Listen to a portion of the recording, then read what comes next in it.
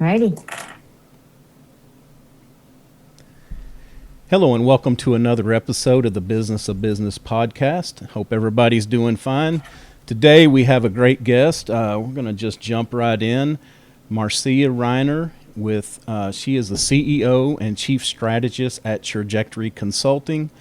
And man, what a time to talk about strategies. I know that we've had with COVID, I know there's a lot of people that are hurting really bad, a lot of businesses, people changing their business models. So first off, Marcia, welcome to the show. Thanks for taking time out of your day to be here. I can't wait to jump into it. I'm sure there's something I can learn for myself as well. So.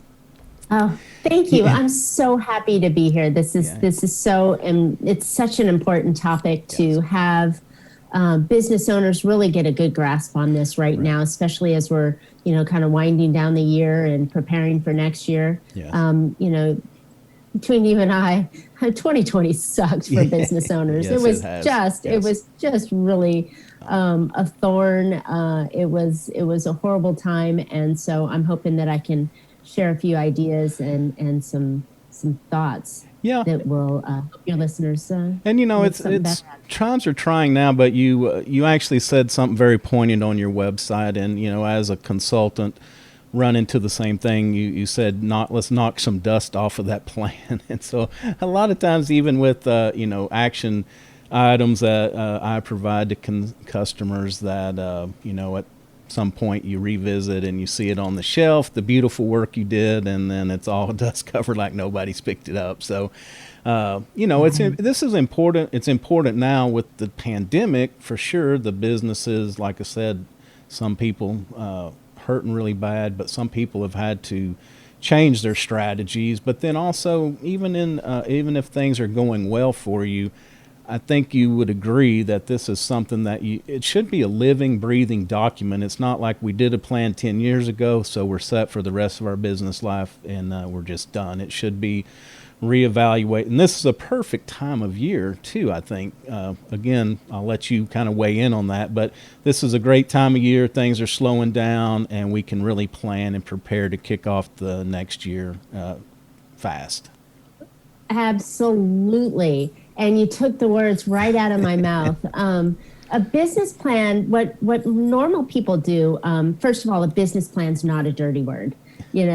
People tend to think about it as it's something that they do when they start up their business, or maybe it's something that they do when they need to go get financing, or they're looking at adding a partner on their business.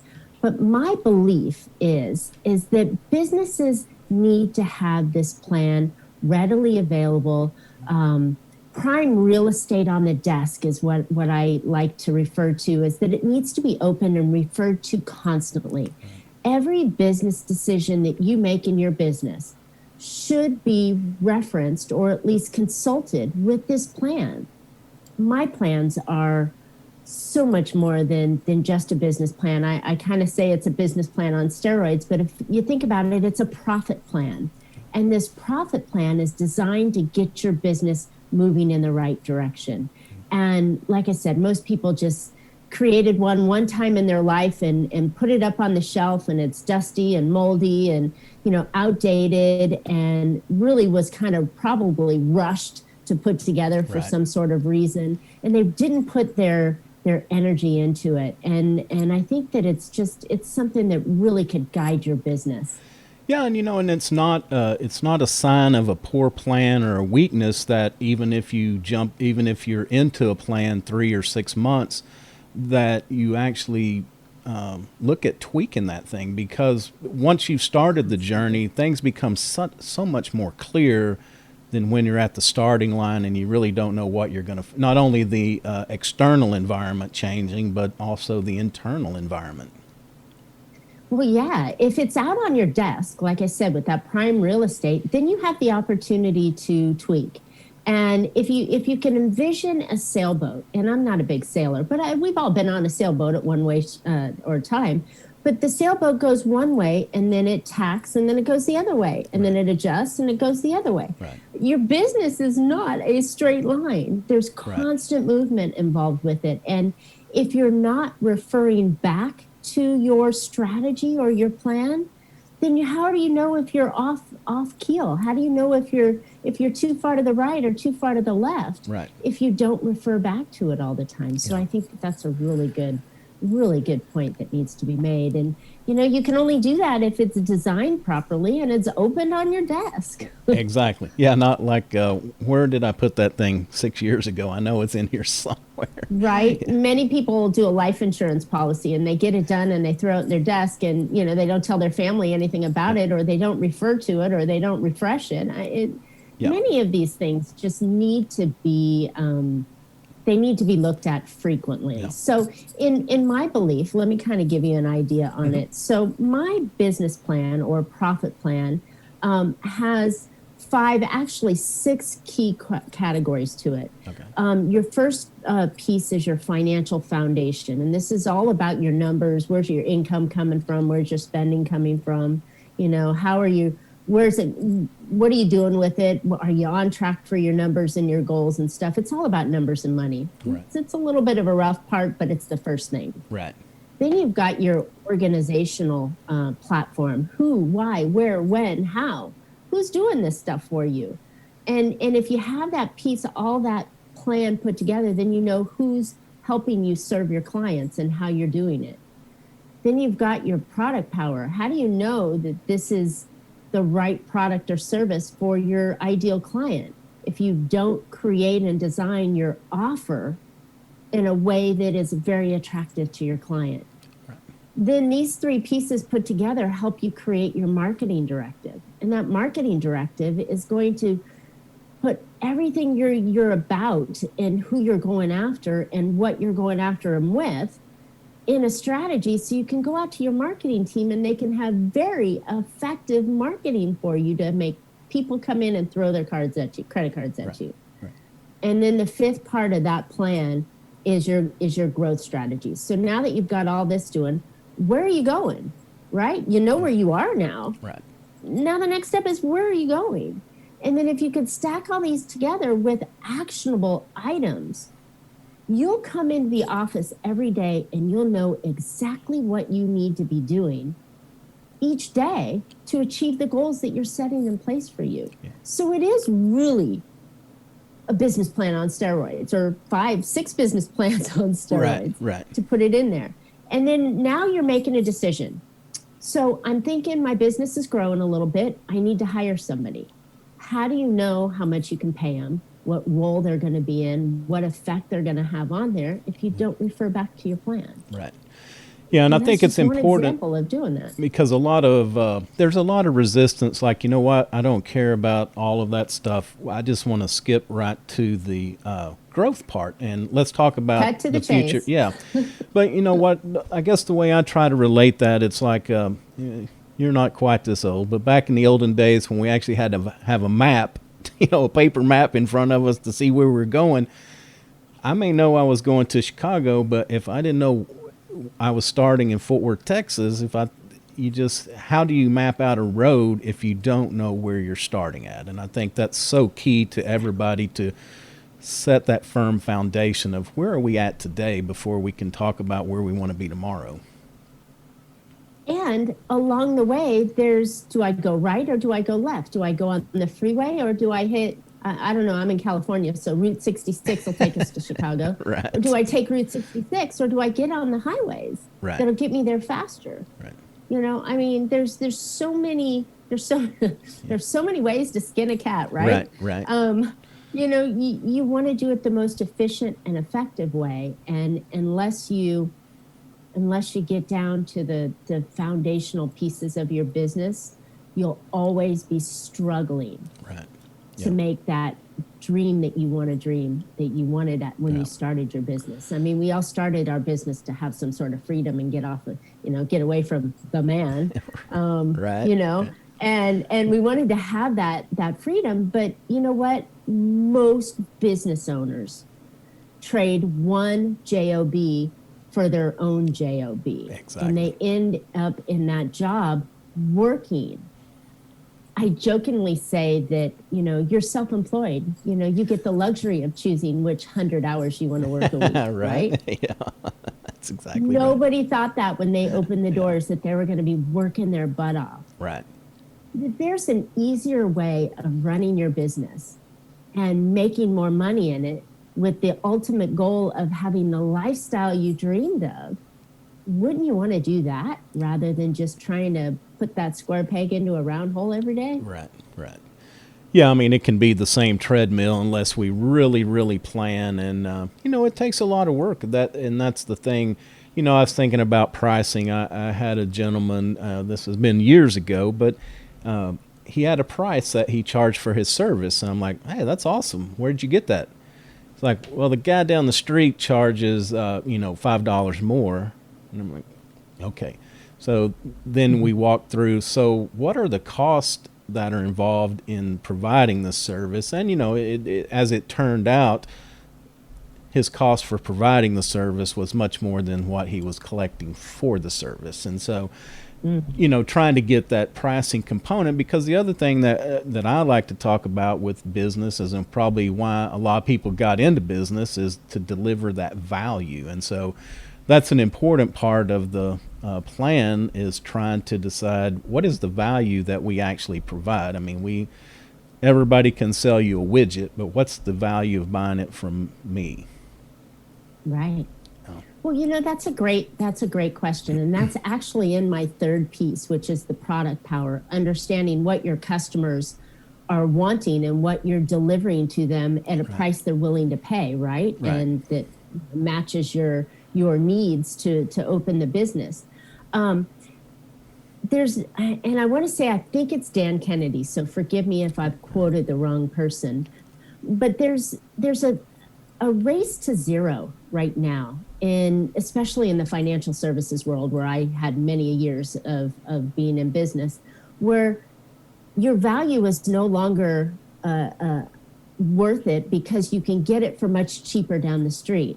So I believe it was Dan Kennedy that said that if you're not the lowest priced person in your market, then there's no second prize for being the second lowest. Right. So if you're not the lowest, you might as well be the highest. Right. And the only way that you can be the highest is if you add tremendous value to where your customer looks at the opportunity of working with you, whatever you're doing, whether you're a dentist or an attorney or a lawn mowing company, whatever you're doing.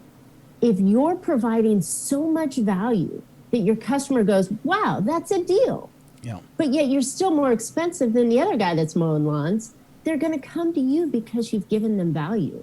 Right. And I think that's the piece that you're talking to, is that but how do you know what your customers will perceive as value unless you've done the homework? Right.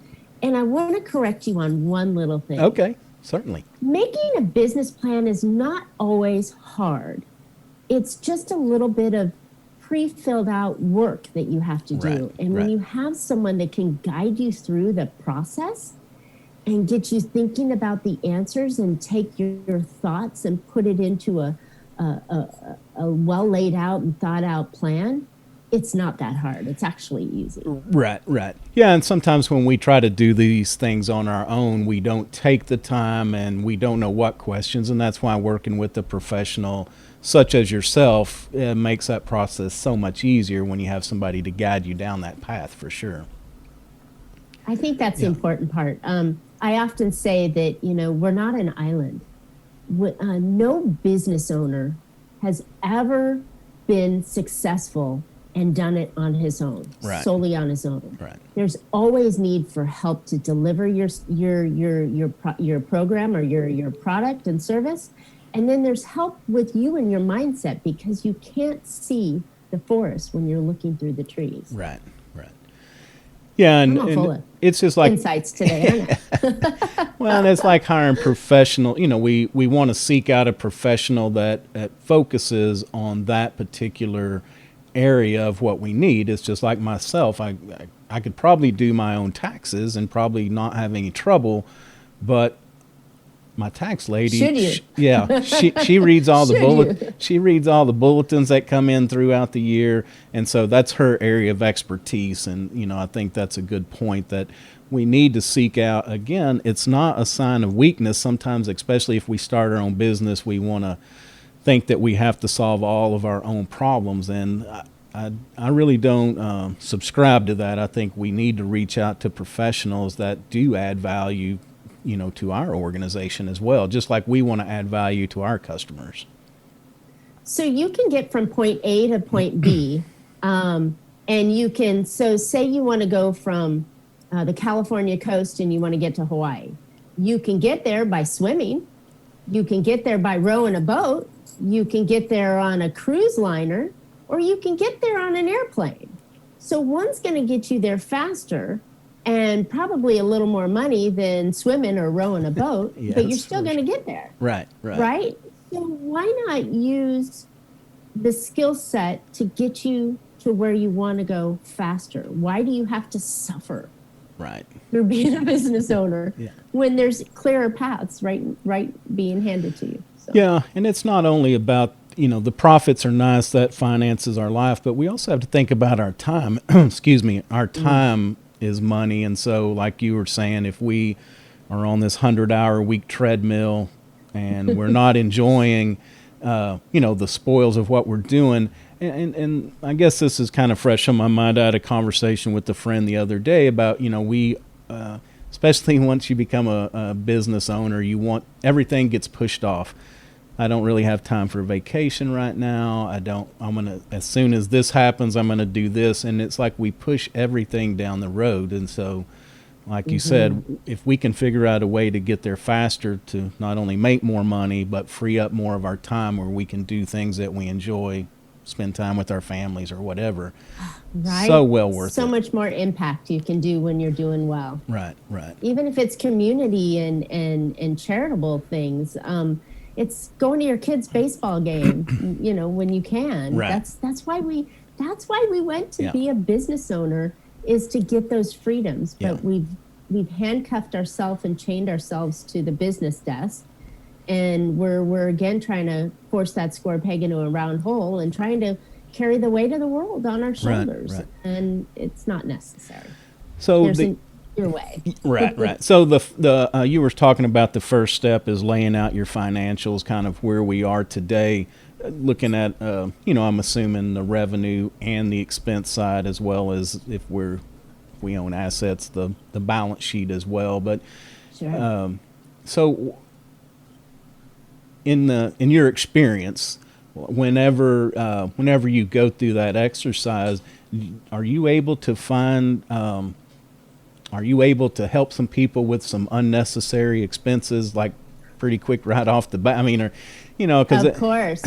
Right. Yeah, like that dentist with the large fish tank in his office that he really doesn't need, Right. It's just we spend based on the income we have coming in. Right.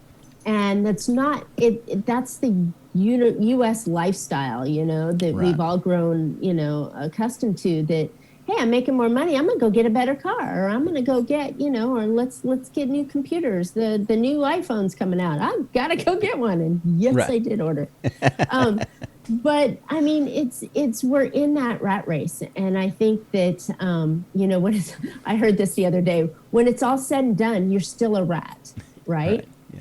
So my suggestion to my clients, when I'm looking through their financials and I'm looking for the gaps and the ways that we can stretch and make more impact, I look at it from a formula of income plus expenses equals profits. And because every dollar you spend in your business should produce a return on that investment. So it's an investment back into your company. It's an investment that's going to produce more income for Right. you. And eventually you're going to get that up here. Normally when you're starting the business, there's a whole ton of expenses and very little income. Right. But if you start spending strategically, you're going to get that income much higher. And then you're going to be able to do more with that income to produce more income, and it becomes this vicious cycle. Right. So that's my mindset on it. I mean, anybody can look at someone's budget, who's not emotionally engaged with it, and go, oh, what are you spending so much on that for? Get rid of it. Right. That's not really going to help. Right. But if you can make it a strategic spending strategy, and you have it in there, and you're saying, this investment in my business, this hiring of this person is going to free up my time so I can do more of what my magic skills are versus doing the accounting, right, or sweeping the floors, or whatever it is that we shouldn't be doing, and allowing us to be at our highest best use. And therefore, in the beginning, it might feel a little tight, but by hiring that person, you're now creating so much more wealth and so much more growth potential. Yeah. So it's just that, I hate the mindset kind of game and thinking, but it is something like that. Yeah, it is. When you see the numbers and you project them out, you're going to go, oh, yeah, I can spend $2,000 a month on hiring Jill, because now that $2,000 a month is going to produce me $8,000 a month. Right. Yes, that's a great deal. And so it's thinking about that money in a completely different way. Right. Yeah, and I had a guy that told me one time that, we can't save our way to prosperity. We have to have that growth component. He told me that, $100,000 saved is $100,000, where $100,000 in revenue is minus cost of goods and all your admin costs. So if we think about it in those terms, and I'm the worst of anything. I pick up something here. This is $25. This is $25, and then, all of a sudden at the end of the day, I've got all these expenses that I'd added on. And sometimes it's good just to have that self check, to recalibrate. Do I really need that? Do I really need that? Right, or that dinner that you've been paying interest on for 6 months on that credit card. It was a nice dinner, but it's gone through the system already. Right, yeah, exactly. It's being conscious and it's being smart about it. It's not saying it's a diet. A budget is a forecast of what you have spent and what you think you're going to spend, right, and what you have had coming in income and what you project you're going to have coming in income. Right. And it needs to end up at zero. So every dollar needs to be accounted for. Now, this could be technical babble for some of the listeners, but there's a rhyme and a reason for doing the things that we do. And if you just push through and try and go, well, I'm doing okay and I just need more customers and I'll be doing great. Well, if you're getting more customers, there's costs involved with that. And you may end up in a worse place than you did before with people you don't want to work with. Right. So, if you have a good plan and you know exactly who you're going after and what you're delivering, you may find that you're not even delivering the most valuable product to your customer at the best price. You could be delivering the tchotchkes that's keeping the door open, but you're not happy. Nobody's happy. But if you transition a little bit into this over here, this might be the thing that's going to really blow up. Right. Here you had to do 100 units a month to break even. Here you have to do 3 units to break even. Right. And it's much more enjoyable work. Yep. So if you don't know, you don't know, and you're missing out. Right. And I think that's the biggest thing that business owners, one of the biggest things that they're reacting through business rather than strategically planning for it. Yeah, and making it the best that they can. The other that brings up another good point about having a professional to work with is to keep us in check. We all think we may think it's a lot rosier. We may have projections that look really good on paper, but as that if we project at all. Right.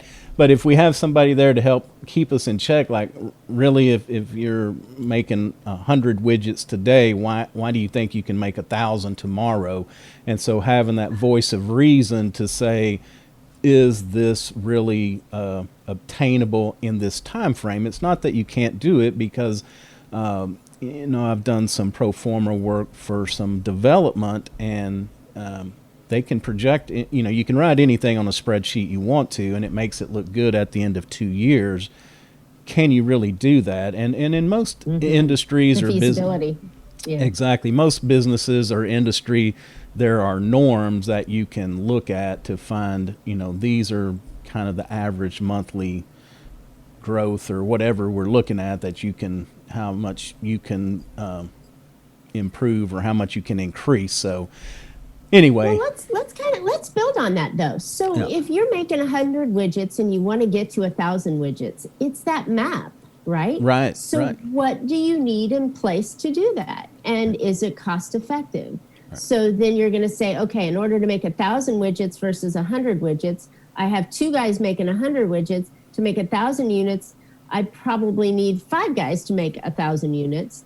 And so then you go, okay, what's the cost of the 5 guys? You Right. just start reverse engineering it. Right, And then you can come in and go, okay, now I got to go find those 5 guys.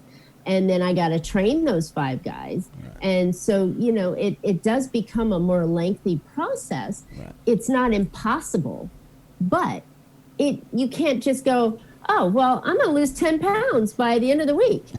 Okay, if you don't eat and you sleep all 5 days beforehand, Right, you know, right. you may lose 4 of those pounds. I mean, it's just the facts that you've got to Right. be able to say, okay, what is necessary to achieve that goal, and reverse engineering. Yep. That's a plan. Yep. And again, it's got prime real estate on our desks. So 2 months from now, I can open it up and say, this is where I should be, 2+2 out into this plan. I should be, making, going along with our last thing, well, I should be at 120 widgets. And if I'm at 110, then, what is the problem? Because that is going to extrapolate out through time. You can now make the shifts. Exactly. Yeah, You can yeah. now make the shifts, because if you're not doing it, Yeah. So I don't know how many of y'all, I just started to learn how to shoot a gun. I'm not very good. I've got 2 different eyes and prescriptions and everything. So if you shoot a gun close, you can be a little off and still hit the target. But if the target's farther out and you shoot that gun and you're a little off, you're going to be way off. Right. Right. So it's that little tweaks. And my belief is that this business plan, these strategies that you're laying out that are on your desk, if you're looking at them weekly, then you're going, oh, my goal this week was to do 10 and I did 8. So the next week I need to figure out how I can get 12. So then you're making the adjustments tactically. And if Right. you did a 12, then maybe you can do a 12 again. And now you're faster than you ever anticipated. Right. And that's not a bad thing. But No. I think it's being able to make those little tactical shifts along the way. But Right. if you do the plan and you put it up on the shelf and you bring it out Yeah. 2 months later, you're already too late. Right. And speaking of too late, it's never too late to create or work on a plan. You could do it July, you could do it November, you could do it January. If you don't get it done until April, I mean, any time is a good time to start working it, and you can work it from where you are right there and then. Right. Right. But I have to say, holidays are coming. People think, oh, well, I got to finish hard for the end of the year, or I'm going to take off and have time with my family. There's not enough time to do it. Yeah. So what's going to happen? January 2021 opens up. You just had the worst year of your life for whatever reason. You could have had a great year in your life. Yeah. But now you're ready to start new. Where are you going? What are you doing? Same old, same old? The same old will not take you to where you Right. want to go. Right. So I encourage you to really consider putting something together. And even if you go about the same old plan, put action to it. The Yeah. same old plan is usually, oh, well, I'm going to achieve this number of sales goals and I'm going to achieve that number. So there's my business plan, right? Yeah. And here's what I did last year. Well, there's so much more around that to really develop how you're going to do that. Yeah. What tangible actions are you going to do to achieve what it is that you want to achieve? Yeah. And you can't do that without doing the work. 2 things: Doesn't need to be hard. It's measurable, and actionable. We have to have something Yep. in there to take action. Then we also need something to measure. If Yep. that action is getting us closer to where we want to be. The new thing out here, and it's not really new, but manifest all of your dreams and they'll come true. No, they won't. You can dream about them. You can vision them. You can wish as hard as you can possibly wish. But Right. unless you say, this is what I'm going to do, Right. and then you go do it, nothing's going to happen. Right. You'll be wishing for it again next year. Exactly. So exactly. yeah, just it's time. Right. Now's the time. Especially now. Yeah. Especially now.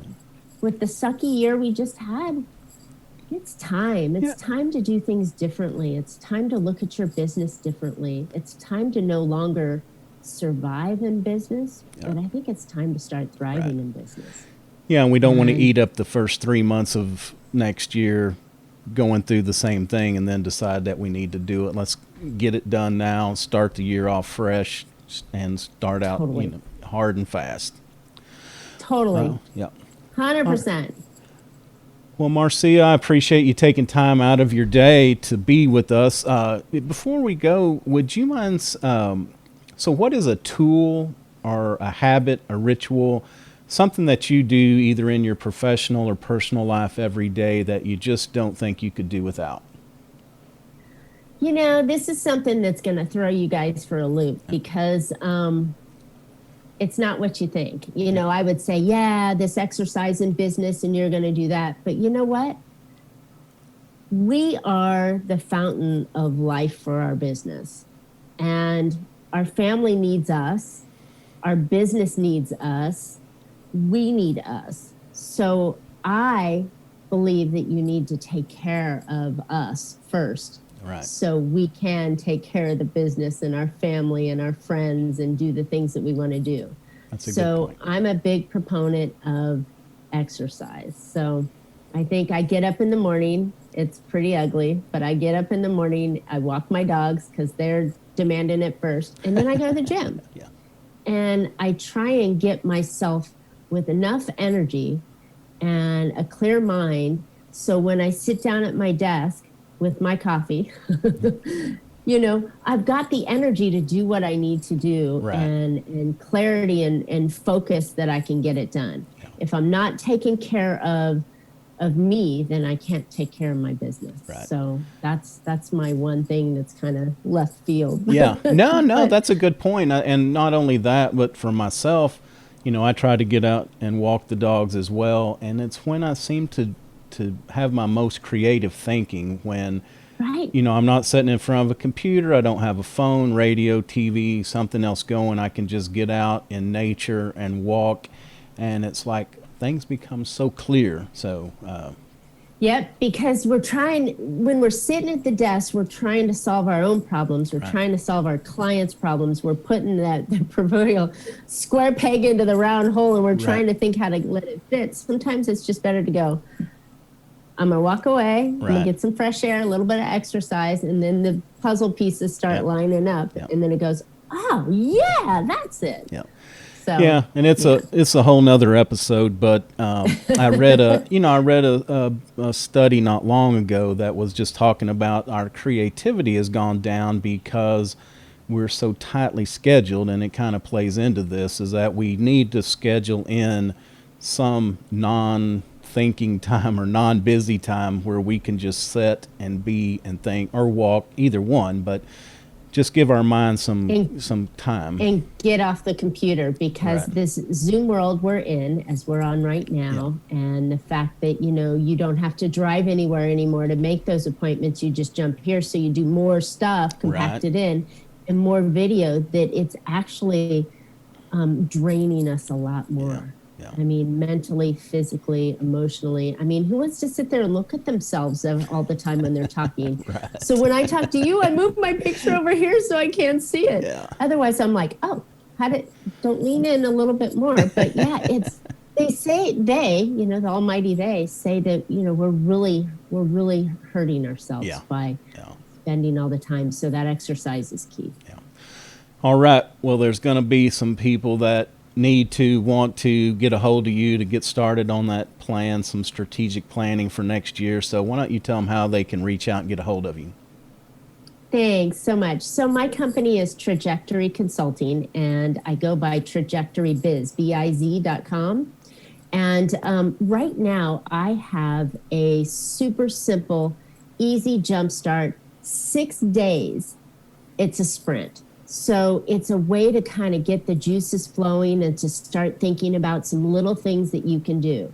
So I encourage the listeners to go get on www.bigprofitsprint.com and jump on. It's a 6-day plan, full action packed, and you're going to walk away with the starters and a foundation of a plan to get you going. Okay. And I promise you, your juices are going to get going. You're going to start coming up with some really creative ideas. Okay. And I'm a huge giver, so you're going to walk away with a whole bunch of strategies as well. Awesome. Thanks for that. And also, you have your own podcast, Profit with the Plan. I do. So be sure and give a listen. I know you have some awesome guests on there from time to time. I do. So that is on, it's on profitwithaplan.com, or you can go on YouTube and just type in Profit with a Plan, and you'll find the versions there. I just recorded episode 80, so I'm striving for 100. Right. And there's just been tons of really fabulous guests that came on and shared really great information. Right. And it's all driving more profits and growth. Right. All right. Well, thank you so much. Again, you can find us at www.thebusinessofbusinesspodcast.com. Again, iTunes, Stitcher, Google Play, and Spotify, as well as the old favorites, Facebook, Instagram, and Twitter. So until next time, I'm Roy. Thanks a lot. Thanks, Roy.